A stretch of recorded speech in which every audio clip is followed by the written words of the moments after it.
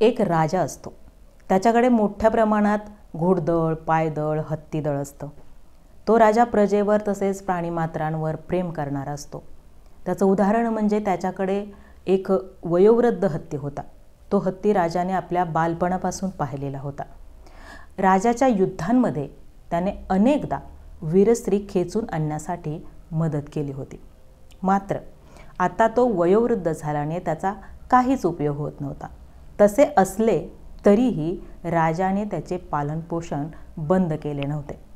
तो इतर प्राण्यांप्रमाणे त्याचीही उत्तम देखभाल ठेवत असे. राजाचे पाहून सैनिकही सगळ्या प्राण्यांना आपुलकीने वागवत असत.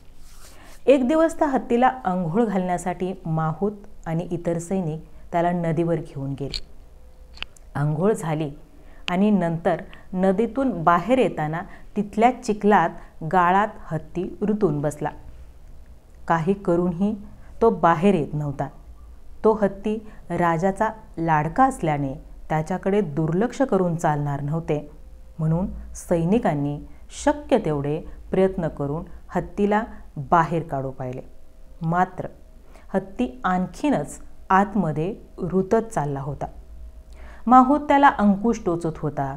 वेदनेने तो बाहेर येईल अशी त्यांची कल्पना होती. मात्र त्या सगळ्यांचे प्रयत्न संपले. शेवटी ही जी हकीकत आहे ती हकीकत राजाला सांगण्यात आली. राजा स्वतः नदीवर आला आणि त्याने चिखलात रुतलेल्या हत्तीला पाहिले. त्याची हतबलता ओळखली आणि काही क्षण विचार करून त्याने रणवाद्य मागवली. थोड्या वेळाने रणवाद्य घेऊन वादक नदीवर जमले. राजाने त्यांना युद्धप्रसंगी वाजवतात तसे संगीत वाजवायला सांगितले. त्या संगीताचा असा परिणाम झाला की त्या म्हाताऱ्या झालेल्या हत्तीच्या अंगात बळ संचारलं. कारण त्याने यापूर्वीही युद्धाचे बिगुल ऐकले होते. तो सगळी शक्ती एकवटून उठला. चिखलातून पाऊल बाहेर काढलं, पण घसरला. तरीही तो जिद्दीने पुढे झाला. स्वतःला रेटलं. राजाकडे तो बघत बघत बाहेर आला आणि आनंदाने सोंड वर करून राजाला आपल्या अंगी असलेल्या बळाची प्रचिती दिली. राजाने त्याला गोंजरले. सगळ्यांना खूपच आनंद झाला. या गोष्टीचं तात्पर्य काय असेल तर बळ किंवा जिंकण्याची जिद्द आपल्या सगळ्यांमध्ये असते, पण ते रणवाद्य वाजेपर्यंत आपल्याला त्या शक्तीची जाणीव होत नाही.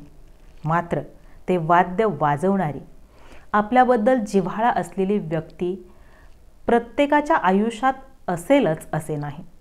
म्हणून ते वाद्य अर्थात आपल्यामध्ये जिद्द निर्माण करणारे कारण आपणच ओळखायचे आणि नैराश्याच्या क्षणी ते वाद्य जोरजोरात मनात वाजवायचे, जेणेकरून आपल्याला खडबडून जाग येईल आणि आपण नैराश्याच्या चिखलातून वेळोवेळी बाहेर पडेल.